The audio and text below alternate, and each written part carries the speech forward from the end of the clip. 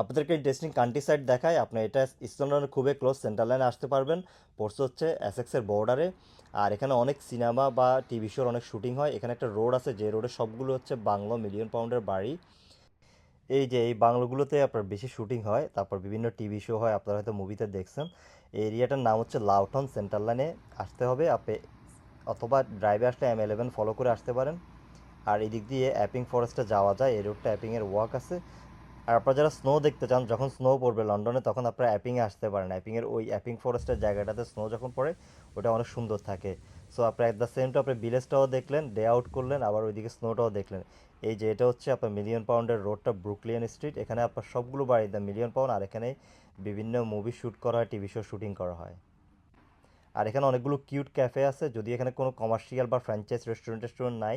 আপনার KFC, নান্দুস, নান্দুস আছে যদিও, KFC, ম্যাকডোনাল্ডস এরকম রেস্টুরেন্ট নাই।